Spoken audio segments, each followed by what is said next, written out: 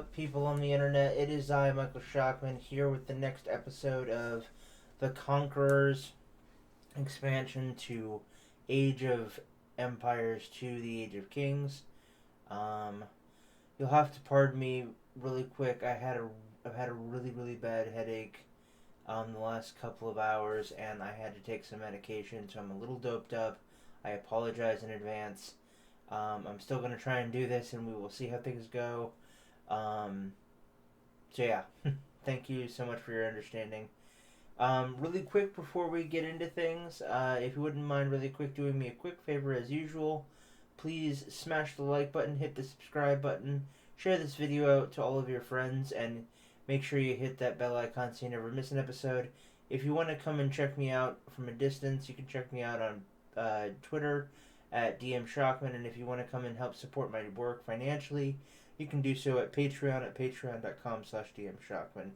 Thank you so much, and without any further ado, let's dive right in to number 3, The Walls of Constantinople. Here we go. By this time, the Romans had considerable experience dealing with barbarians. They could civilize the raiders to some extent by offering them otherwise useless land on the Roman borders as a token tribute. Before Attila, this tactic seemed to be working on the Huns, who settled on the Danube River Valley. All that changed when Attila seized command. He was much more aggressive and unpredictable than the previous Hunnic kings. He demanded that the tributes from Rome be increased, and when the Romans refused, Attila marched on the Eastern Roman Empire. He marched on the great city of Constantinople, whose double walls had never fallen. Attila was done with raiding. Now the Huns advanced slowly, eradicating everything in their path. The Romans would reinstate the tribute, or they would be destroyed. Alright.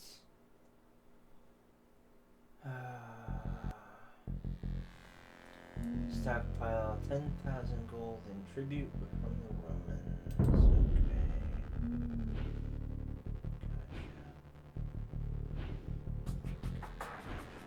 Okay. Timo. You guys will probably notice things look a little bit different than they usually do.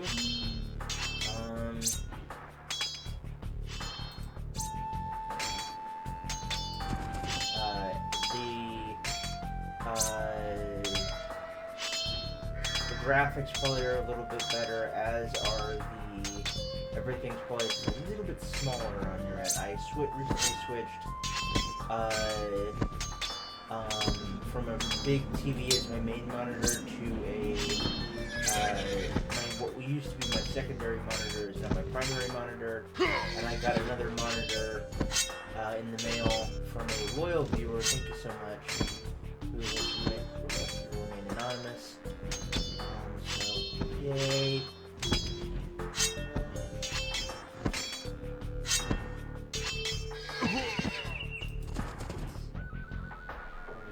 Timo.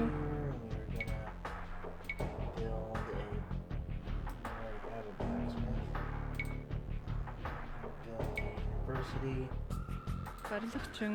here.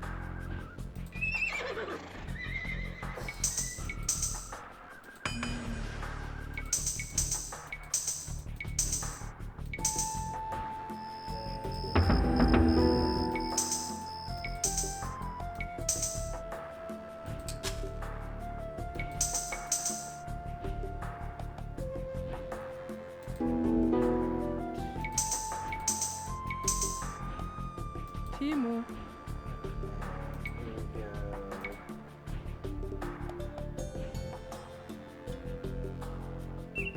Барилгачин.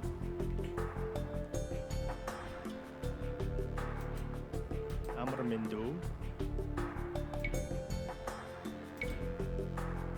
Барилгачин.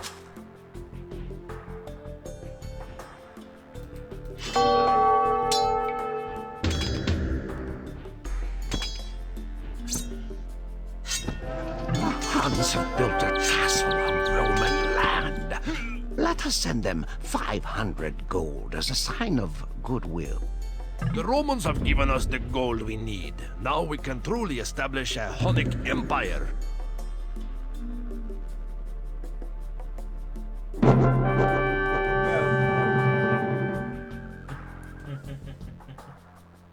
Alright, well that was easy. Okay, I guess it says in tribute, but I guess we just needed to, have 10,000 gold saved up in general, and thanks to the trainer we were easily able to do that, so. We're gonna quit the scenario and watch the next episode. Here we go. Who was this man, I asked, to threaten the Roman emperor? Titles such as emperor meant nothing to Huns. Attila was not an appointed ruler, only the strongest among the Huns. The amenities of his office meant nothing to him. While his chieftains and council ate off of silver plates, Attila's own plate and goblet were hewn from simple wood.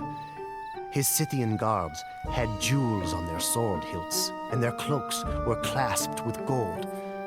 But Attila showed no such affectations. He was interested only in conquest. Some said that he was trying to build a legacy to rival that of Alexander the Great. All of the barbarians wanted to possess Rome, as if it would buy them instant legitimacy as a world-spanning empire.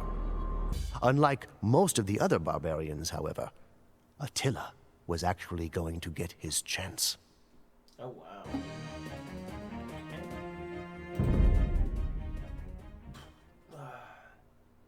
Number 4, Barbarian Betrothal. Let's get right into it. Here we go. The Western Roman Emperor had a sister named Honoria, who after weary years of confinement to her parlor, made the preposterous decision to send a letter to Attila the Hun. She asked him to marry her. One suspects Honoria did not know what she was getting into. Attila was plentifully supplied with wives, but he immediately saw the advantage that such a union could put him in. Suddenly, his plans changed. He would not invade the Eastern Roman Empire at Constantinople, but the Western Empire at Rome. Indeed, he claimed half of the Western Empire as his dowry. Attila sent the Huns to march across the Rhine River and made alliances with the other barbarian chieftains. Some, namely the Burgundians and Ostrogoths, joined the Hun Confederation, while others, such as the Visigoths, sought to seek Roman favor by opposing the Huns. When Attila entered Gaul, what we now call France, he could claim that he merely sought by force what was his by right of betrothal to Honoria. Alright, so a couple of quick things right here. We need to defeat Orleans, we need to defeat Metz, and we need to defeat Burgundy. First off, they are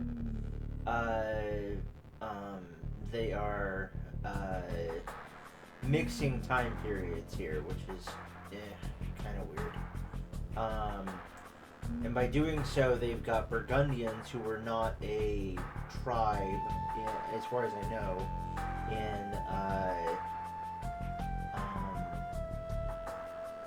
in Dark Age Europe. Orleans, as far as I know, was not a city until the late 6th century, and this takes place in the 5th or 4th. Or no, it wasn't a city until the late 7th century, and this takes place in the 5th century. So the 600s was when it was founded, and the 400s was when this took place. So yeah. Our forces are weak and scattered from recent attacks. We must regroup before we ravage the Frankish countryside. 팀에 주의태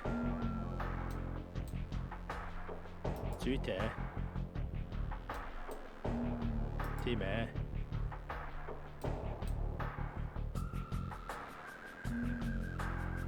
짜짜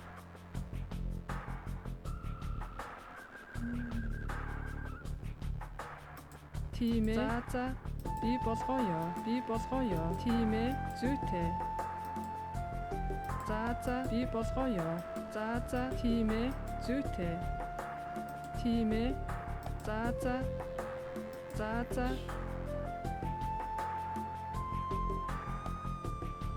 Амар мэндүү. Барилгачин. Захир.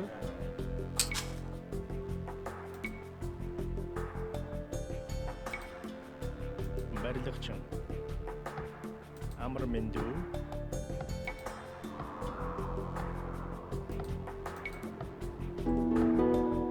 Барилгачин.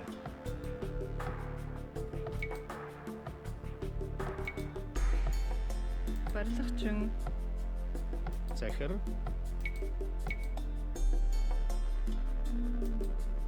Барилгачин.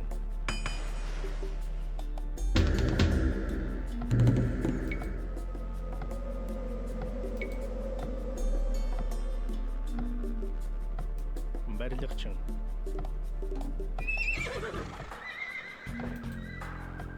Захир. Барилгачин. Захир.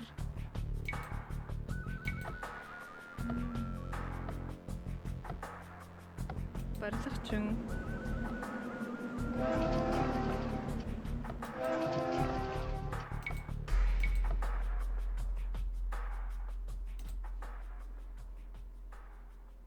Барилгачин.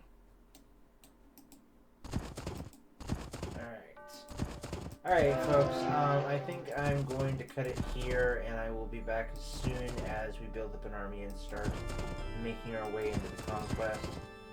So I will see you guys in just a little bit. See you then.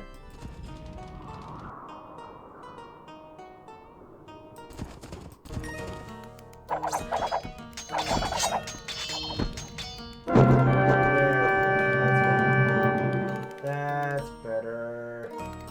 Sweet. Okay. Yeah, the Imperial Age, especially with the trainer, is the key thing to be able to win these. Because if you can get to the Imperial Age, you can use the spies thing to get almost a full reveal of the map without having to use a real cheat. So, yeah.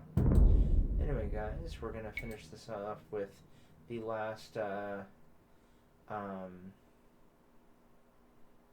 cutscene of this episode. So here we go. Enjoy. The old priest hung his head as he related what happened next, and I could tell the weight of the memories caused him great sorrow. Attilla would stop at nothing until he reached his fiancée Honoria and his goal of ruling the Roman Empire. The ravaging of Gaul was unprecedented. People were tortured, their bodies torn asunder by wild horses, or their bones crushed under the weight of rolling wagons. Their unburied limbs were abandoned on the public roads as prey to dogs. Heads on stakes stretched from Gaul clear back to the Danube River, from whence the Huns had come. They lay siege to Orléans, for Attila had learned much of siegecraft since he had faced the walls of Constantinople. But as the Huns set to their fell task, a great cloud of dust appeared on the horizon. Aetius and the Roman army had come.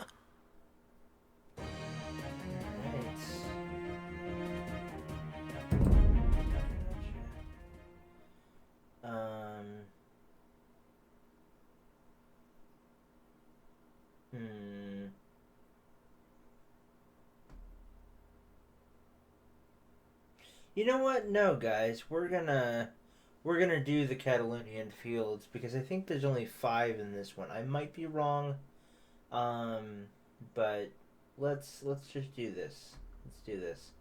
Number 5, Catalonian fields. And now, said Father Ramond, is where I entered the story. The battle between Hun and Roman was fought at the end of June 451. The Romans were commanded by Aetius, a brilliant and celebrated general who had been held hostage by Attila when he was a boy. Aetius knew Attila and knew the Hunnic ways. Since he had returned to the Western Empire, Aetius had done more than any man to keep Rome alive throughout the period of barbarian invasions. His army was not large enough to face Attila alone, so Aetius convinced tribes of the Alans and Visigoths to ally with him. Even though these dubious allies had a common hatred of the Huns, it was still a remarkable achievement on Aetius' part to have drawn them into an effective military relationship. The Huns were eager for battle. Attila's shamans looked at the entrails of cattle and the color of sheep bones and prophesied that the Huns would meet defeat on the Catalonian fields. However, they also foresaw that the commander of the opposing force would be killed. Attila must have thought this a fair trade, because he brought battle to Aetius and the Goths. Before blood was drawn, Attila stood before his assembled troops, clutching the sword of Mars in his fist. He told them, "It is a right of nature to glut the soul with vengeance. I shall hurl the first spear at the foe. If any man can stand at rest while Attila fights, he is a dead man." Alright. Defeat the Romans, the Alans, and the Visigoths. Okay.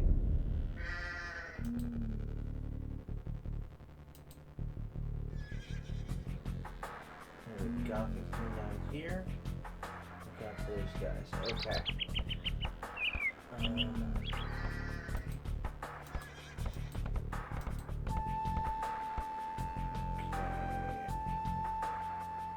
Amramendu.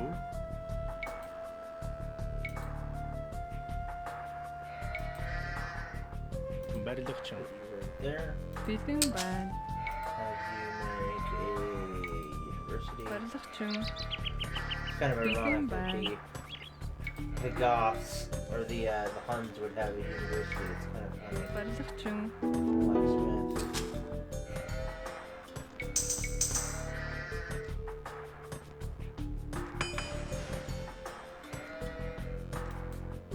Тийм үү? Make a siege work. Барилгачин.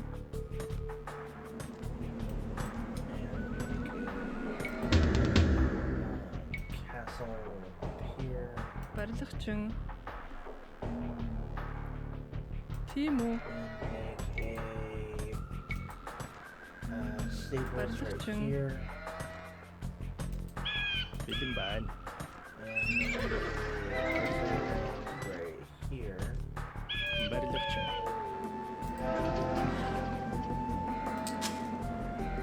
Imperial.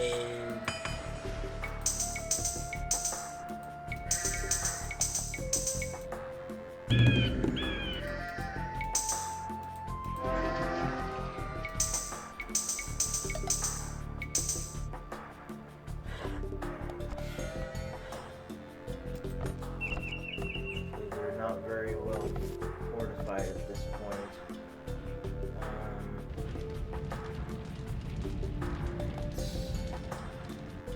And these are the Franks. Attila, you brought us to this accursed battlefield. Now you must keep the Romans from killing us all.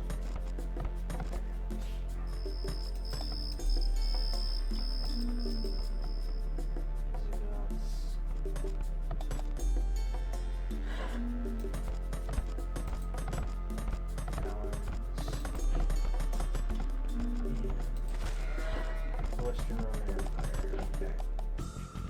Gotcha. This is gonna be easy. Oh man. Okay.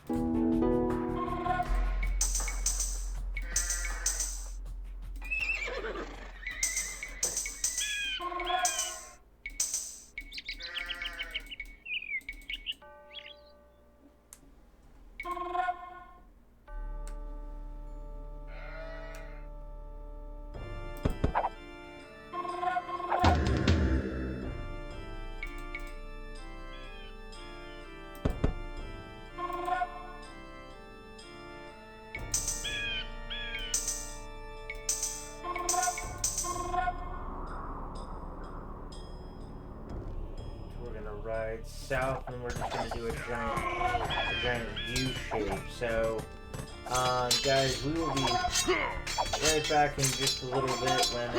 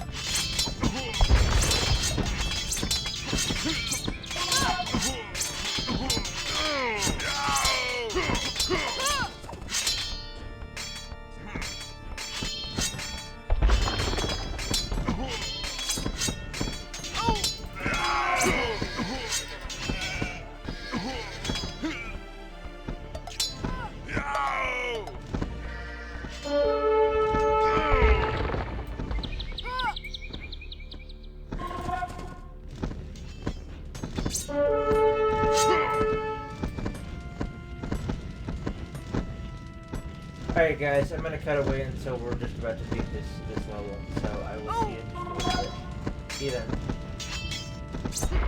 One eternity later.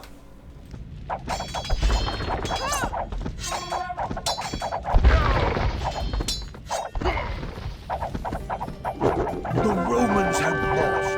Now there is nothing to stop our invasion of Italy.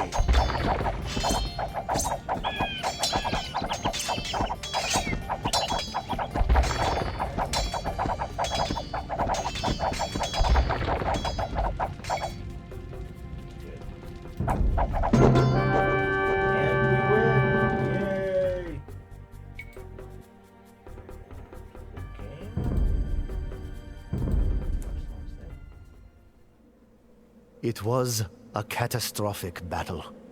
One of the largest and greatest the world has ever seen. The stream was turned to a torrent by the rushing of blood. I pity those that were forced to slake their thirst from it. Cadavera vero innumera, the Romans said afterwards. Truly countless bodies. Perhaps 300,000 men were left dead on the Catalonian fields. It is said the ghosts of those killed continued to fight for several days. I passed within inches of the fell Hun king as he stalked the battlefield, trying to determine which of his chieftains and allies yet lived, when he found me huddled beneath my shield. I made my peace with God, but Attilla did not seek my decapitation. He saw that I was a holy man and ordered me to join his retinue of foreign advisors. That is how you know so much of the Huns, I offered. The priest nodded. Despite the carnage, the outcome of the legendary battle was unclear. Attila had lost much of his cavalry, but the Romans' entire army was destroyed. For a time, no one knew if the Hun king would continue to pursue the hand of Honoria. But what of the prophecy, I asked? Did Aetius die on the battlefield? Nay, it was Theodoric the Goth, not Aetius, who died and fulfilled the prophecy.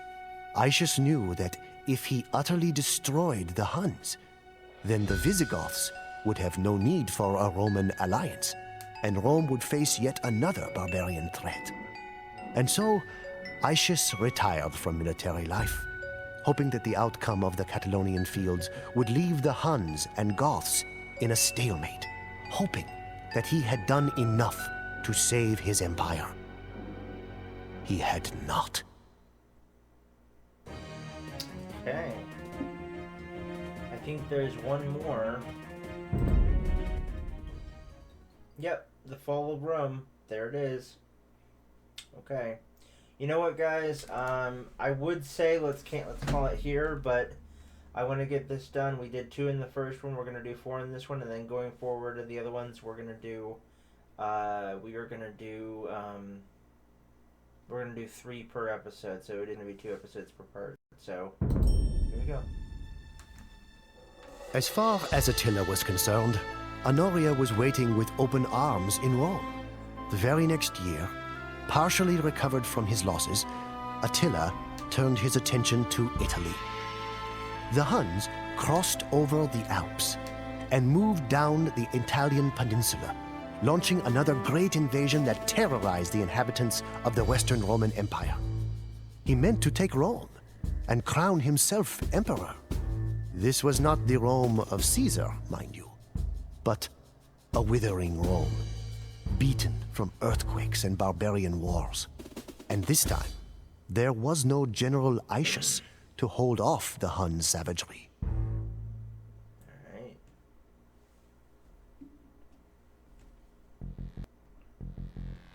Defeat Milan. Wow. Holy crap. Oh my god. Timo.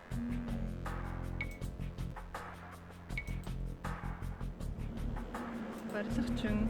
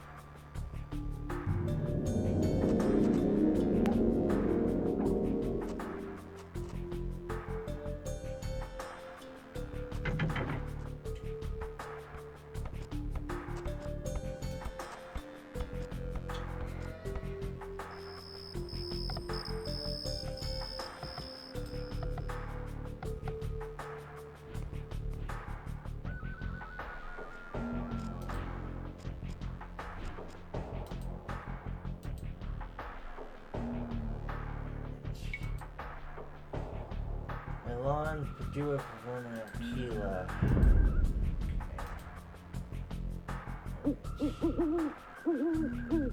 Бэлэн байна.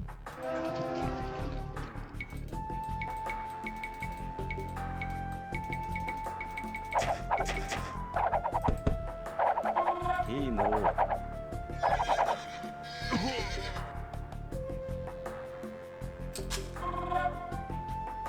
Тийм үү.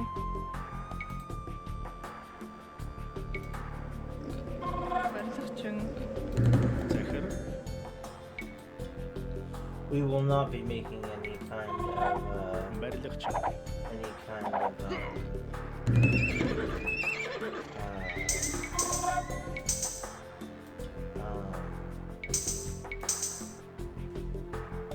things that we will not be making any extra siege equipment here, so should be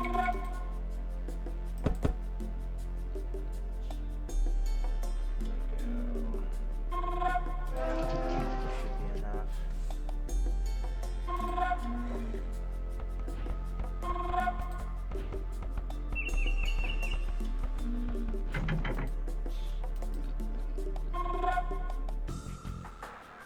Alright guys, I'm gonna cut it here until we're a little bit ways into it and we get to a point of interest. So, see you in a bit.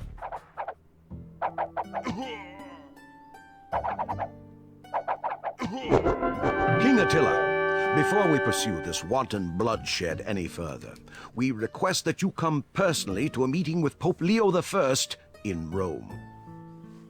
Alright. There he is. Team. Fucking finally.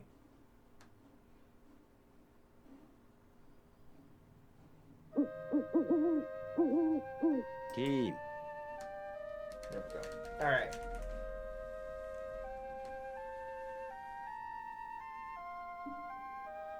Alright, guys. I had to cut away there for a second because it took me like 15 minutes to be able to find Attilla after we had gotten done winning off stuff. So, we're on our way down with Attilla to be able to make our way to have a parlay with Pope Leo the First in Rome, or at the gates of Rome. Team. So, this is what you can consider Rome.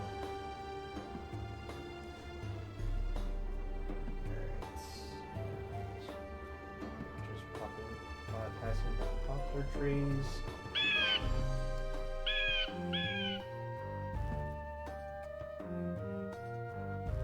Attilla, might I have a word with you in private, please? Did that win us the scenario? Yep, that did. Alright, Attilla the Hun campaign completed. Nice. We're gonna watch the last. Here we go. The city of Aquileia, at the tip of the Adriatic, was wiped off the face of the earth. The fugitives from that pitiful city took refuge among the islands, marshes, and lagoons at the head of the Adriatic Sea, and there founded a state that afterward grew into the Republic of Venice. But what of the Pope? I asked.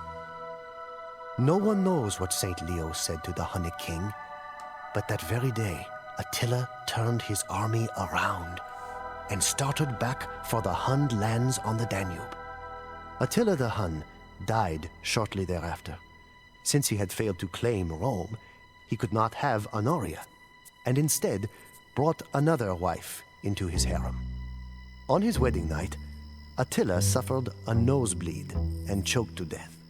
For a man who had boasted that, "Where my horse has trodden, no grass grows," it was a curiously anticlimactic death. The Hunnic warriors cut their hair and gashed their faces so that the king should be lamented, not by tears of maidens, but by the blood of warriors. Attila's bloody reign of conquest lasted only 8 long years. Father Armand was silent for a long time. He glanced over at the head on a stake. "A Hunnic trophy," he said. "I think the man was a Visigoth. He died at the Battle of the Catalonian Fields.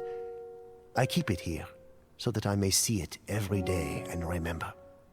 "Remember what, Father?" I asked him. "The scent of a burning village, the sound of butchery, the way peasants would flee before the Hun riders, the way we would ride them down, the way it felt to conquer alongside Attila and the Huns." He leaned so close, I could feel his breath. "Sometimes I miss it." That's not creepy at all. What a fine way to end this first section of things. All right, guys, this is gonna end episode 2, and part 2 of the episode 2 of the Conquerors, and part 2 and the final part of Attila the Hun. Next, we will be moving into Spain and going to El Cid. But that's going to have to wait until next time, guys. Thank you so much for joining me. I'm Michael Shockman. And remember, as always, keep it real, keep it safe, keep it healthy. And we'll see you guys in the next one. Bye, guys.